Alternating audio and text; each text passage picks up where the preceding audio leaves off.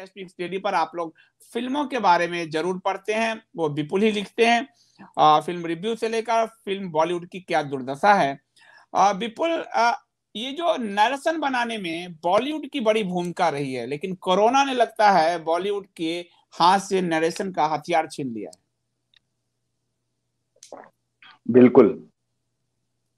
बॉलीवुड, अभी मैंने लिखा भी था कि बॉलीवुड दो पार्टों में फंस गया है। एक तरफ कोरोना है और एक तरफ बहिष्कार है। अब उसे समझ नहीं आ रहा कि वो क्या करे, कहाँ जाए। लेकिन इसमें इन बड़े लोगों के कारण, करण जौहर और सलमान खान कैंप के कारण, जो बी टाउन मूवीज बनाते हैं डायरेक्टर्स, प्रोड्यूसर्स, उनकी मुसीबत हो जाएगी। जो कम पैसों में अच्छी फिल्में बनाते थे, कम बजट में, उनकी तकलीफें बढ़ गई है। कामगारों की 5 लाख कामगार जुड़े हुए हैं फिल्म इंडस्ट्री से, इनकी तकलीफें बढ़ गई है। बाकी हाँ, एक बात तय है कि भ्रष्टाचार, बहिष्कार तो इनका होकर रहेगा और अभी इतनी जल्दी ये थमने वाला नहीं है, मुझे तो नहीं दिख रहा। ये बहिष्कार क्या सुशांत सिंह राजपूत की संदिग्ध मौत से जुड़ा है? इसमें बहुत सारी चीजें हैं। ये बहिष्कार सुशांत सिंह राजपूत की मौत से जुड़ा हुआ ही है, लेकिन ये बहुत पहले से शुरू हो गया था। आपको याद होगा, पद्मावत आई थी, लगभग तभी से ये चीजें शुरू हो चुकी थी।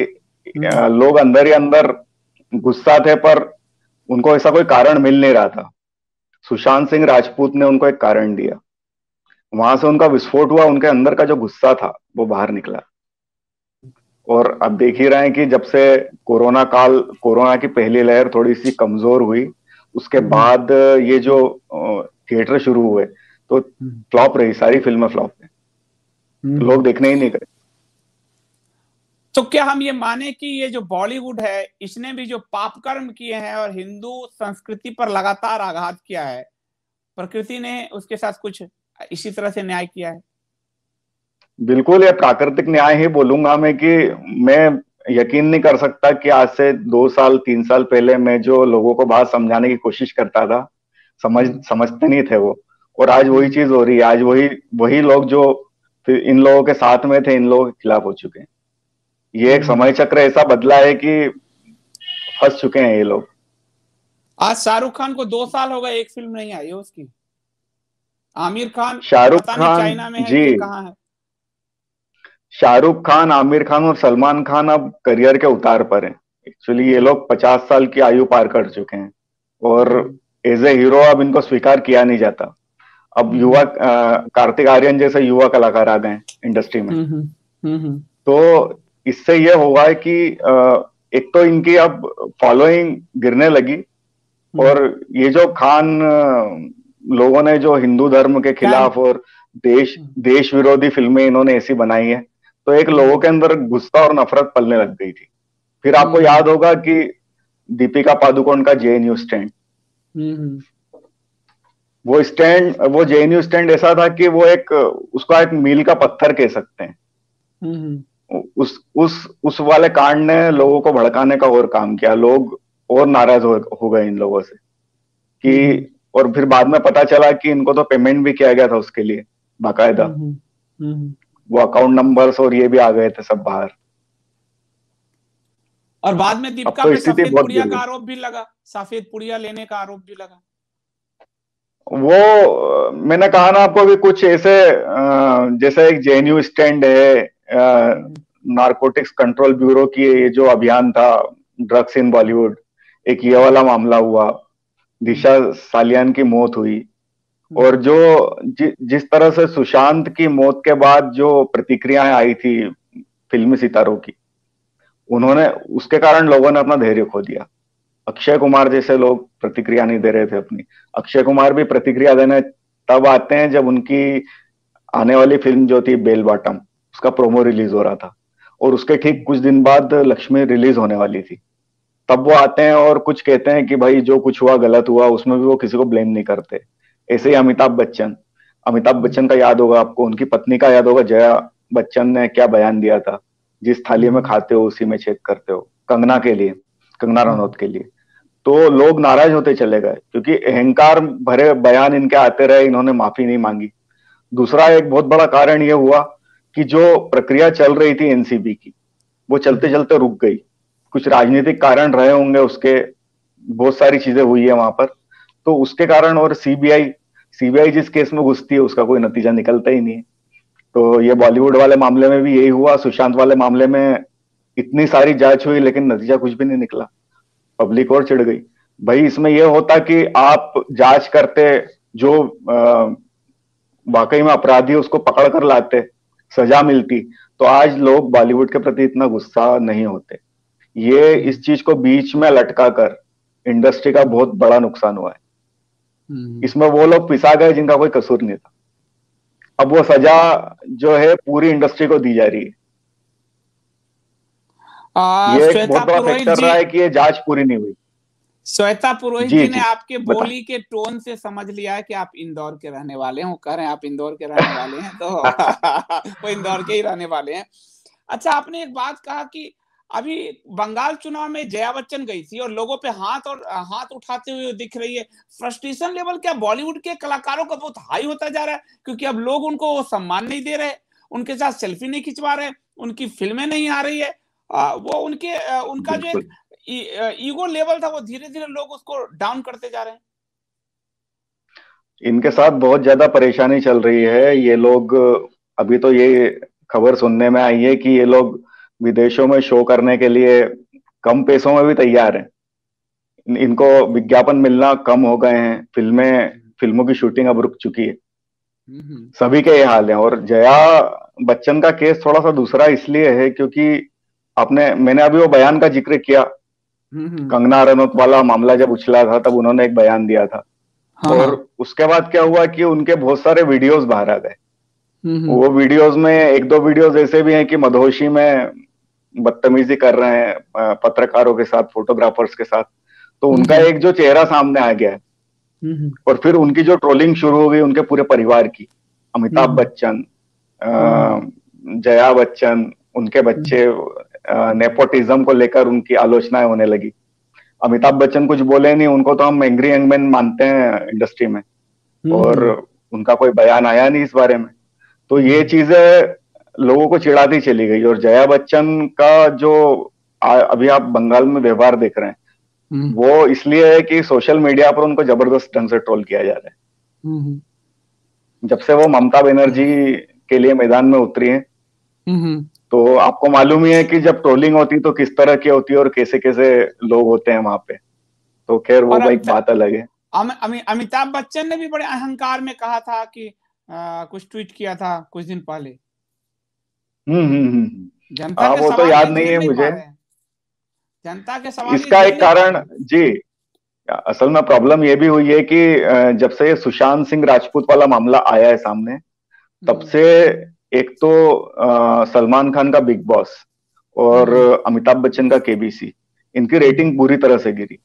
IMDb में आप जाके देख लें, आप गूगल पर इनकी रेटिंग देख लें, ये एकदम नीचे गिर पड़े।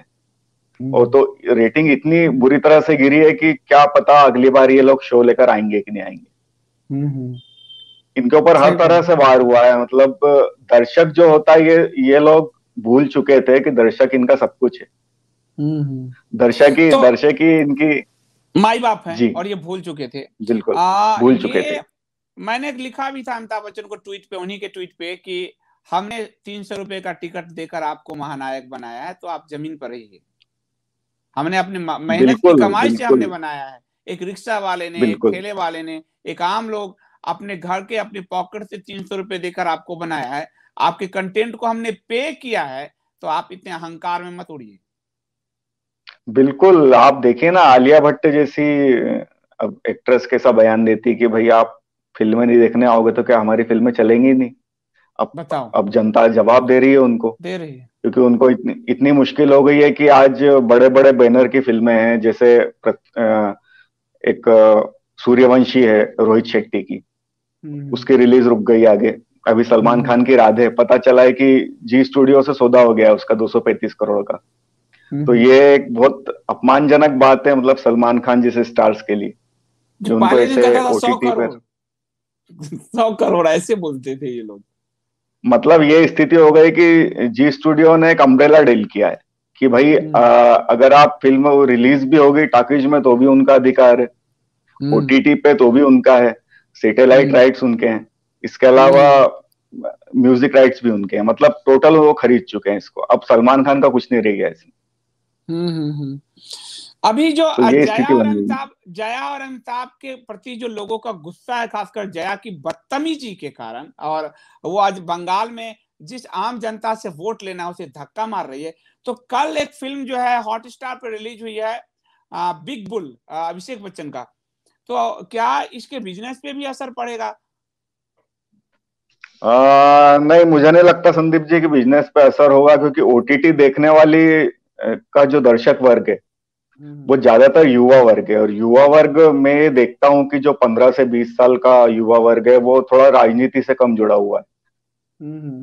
जुड़ा हुआ है पर उतना प्रतिशत है नहीं उसका। लेकिन दूसरी चीज ये भी है कि हर्षद मेहता पर ही कुछ दिन पहले एक मूवी आके गई है, वेब सीरीज, और वो काफी अच्छी चली थी, और कंटेंट के लेवल पे भी बहुत बढ़िया फिल्म थी वो। अब उसी स्टोरी को दोबारा अभिषेक बच्चन लेके आए हैं, हालांकि एक फिल्म है, पर अब देखते हैं क्या कितना कर पाती है, क्योंकि अभिषेक बच्चन की अभी ओटीटी पर पिछली फिल्में तो अच्छी गई है। हाँ, ये जया, हाँ जया बच्चन वाला फेक थोड़ा सा असर करेगा इसके ऊपर। वो ये बात अमिताभ तो के आप सही जीवन कह पे भी रहे हैं। असर किया था, अमिताभ के लाइफ में भी असर किया था जया की बदतमीजी। जी, कई बार ऐसी बातें सुनने में आती है, जब से वो उनकी लाइफ में आए तो उनका निजी जीवन बहुत बदल गया, अमिताभ का बदल गया। आ, और आ, एक चीज और था कि हालांकि इन्हीं युवाओं ने अक्षय कुमार जैसे कि लक्ष्मी बम को फ्लॉप भी करा दिया। हाँ, लेकिन आप उसमें ये देखिए कि वो कंटेंट भी उसका अच्छा नहीं था उतना। हाँ, बहिष्कार में तब मानूंगा कि भाई बहुत एक अच्छी फिल्म आ रही है और आप उसे जाकर न देखें, लेकिन यहाँ पे बहिष्कार होता तो है लेकिन उस लेवल पर नहीं हो रहा है। अभी ये जो जितनी भी नई फिल्में आई है, इसमें एक बात आप देखिए कि अक्षय कुमार की ही एक बड़ी फिल्म थी। बाकी लोगों ने ये देखा कि भाई लोग आ ही नहीं रहे हैं थिएटर में, तो उन्होंने अपनी रिलीज वापस रोक दी। अभी ये टेस्ट कब होगा, जब कोई इनकी फिल्में, जैसे मान लीजिए राधे रिलीज होती है थिएटर में और थिएटर खाली होते हैं, तब ये माना जाएगा बहिष्कार है। और वैसे भी बहिष्कार से मैं अलग मानूं तो सलमान खान का वक्त चल रहा है बुरा पिछले 3 साल से। एज ए स्टार खत्म हो चुके हैं वो, और अब उनको वैसी फॉलोइंग नहीं मिलती और वैसी ओपनिंग भी इनको नहीं मिल रही। तो ये आपने जो बताया कि इनका सबका बुरा वक्त तो चल ही रहा है, मुझे एक चीज और जानना है कि आखिर ये ओटीटी से ये कैसे अर्न कर लेते हैं? क्या सिर्फ सब्सक्रिप्शन जो हम पे करते हैं उसी से अर्निंग होती है? सिनेमा में तो हम टिकट लेते हैं उससे अर्न होती है, या फिर एंडोर्समेंट है? ओटीटी का एंडोर्समेंट भी हमें नहीं दिखता, यूट्यूब पे विज्ञापन जरूर दिखता है, बाकी पे नहीं दिखता। तो ओटीटी ये जो 350-250 करोड़ आप कहते हो समझौता करते हैं, ये पैसे कहाँ से आ रहे हैं? ओटीटी एक बहुत बड़ा प्लेटफॉर्म है संदीप जी, पैसों की कोई कमी नहीं, क्योंकि ये दुनिया भर के लिए फिल्में बना रहे हैं और दुनिया भर के डायरेक्टरों को लेकर बनाते हैं। इनका मार्केट बहुत बड़ा है।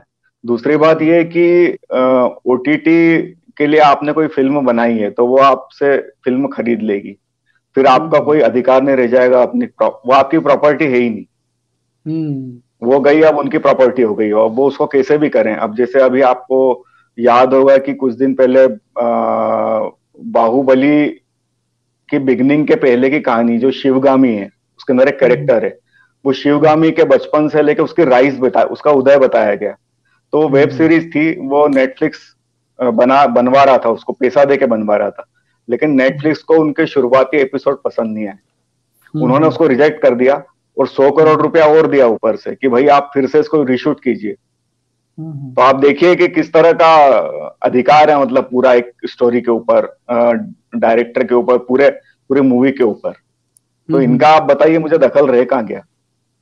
अगर राजा मौली चाहें या विजेंद्र प्रसाद चाहें, अगर कुछ बोलना चाहें कि भाई नहीं हमारे दृष्टिकोण से तो ये फिल्म अच्छी बनी है, या कि हमारा स्क्रीन प्ले तो बिल्कुल ठीक था, वो भी आप कुछ नहीं, अगर उनको पसंद नहीं आएगा तो 50 बार बदलवाएंगे आपसे। तो कहाँ अधिकार रहेगी आप बताएं मुझे? तो यूपी फिल्म तो में गई जो आपके, आपने भेज दी।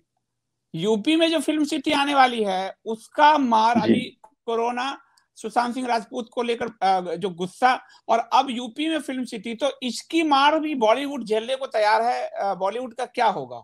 कुछ तहस नहस होगा वहां? नोएडा फिल्म सिटी एक बहुत अच्छी योजना है। मुझे तो ऐसा लगता है कि जो उन्होंने शूटिंग के लिए बहुत अच्छे लोकेशंस दिए हैं, आधुनिक सुविधाएं दी है, सारी तकनीक दी है उन लोगों ने, तो इस तरफ आना शुरू हो जाएंगे फिल्म मेकर्स। क्योंकि एक एक बड़ा कारण बताता हूँ आपको मैं, जैसे मध्य प्रदेश बताता हूँ। अभी मध्य प्रदेश में जैसे महेश्वर है, मांडू है, इंदौर है, यहाँ के कुछ स्थानों पर शूटिंग बहुत हुई है और बड़े बड़े डायरेक्टर आए हैं। जैसे पेडमैन की शूटिंग भी हुई थी अभी महेश्वर में। उसका कारण यह है कि आउटडोर शूटिंग में जो यहाँ का सब कुछ है वो बहुत सस्ता पड़ता है। यहाँ तक कि जूनियर आर्टिस्ट हुआ, जो लोकेशन पे खर्च होते हैं वो मुंबई के मुकाबले में आधा हो जाता है। मुंबई में शूटिंग करना बहुत बहुत महंगा है। उसके मुकाबले में अगर आप उत्तर प्रदेश जाएंगे, नोएडा फिल्म सिटी की सेवाएं लेंगे, तो आपको उतना पैसा नहीं लगने वाला है। एक कारण तो ये हुआ। दूसरा कारण ये हुआ कि फिल्म इंडस्ट्री के ऊपर कुछ लोगों की ऐसी पकड़ बन गई है कि कई प्रतिभाएं यहाँ बर्बाद हो जाती है। जैसे करण जौहर कैंप, सलमान खान कैंप, ये इतने बड़े बड़े कैंप हैं कि इसमें जो एक्चुअल प्रतिभाएं, जो युवा प्रतिभाएं आ रही है, उनको, उनकी किस्मत है उनको मौका मिल जाए तो।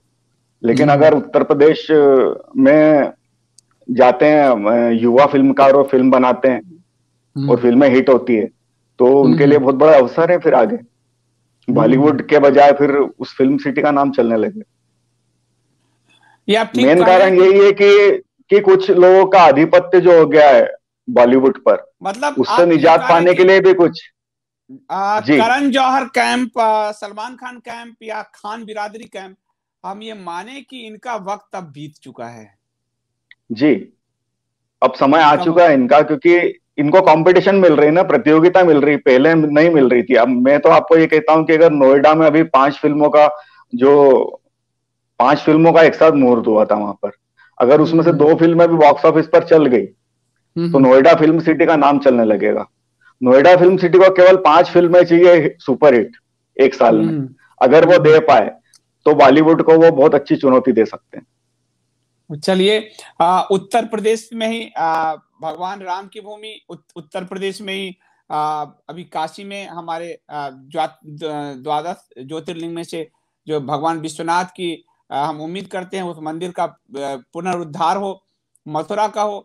और ये जो गंदगी थी एक बॉलीवुड नाम की, जो गंदगी मैं इसलिए नहीं कहूंगा कि काफी सारे लोगों को रोजगार भी दिया है, काम भी किया है, पर कुछ गंदगी जो सब पे हावी हो गया था, उस गंदगी से भी निजात शायद उत्तर प्रदेश ही हो। और उत्तर प्रदेश हमेशा से जो है, आप महाभारत देखिए, हस्तिनापुर ये मेरठ के आसपास था, तो उत्तर प्रदेश ने एक हमेशा से अयोध्या नगरी उत्तर प्रदेश में तो एक मार्ग दिखाया है, और मुझे लगता है बॉलीवुड को से निजात का मार्ग भी उत्तर प्रदेश दिखाएगा।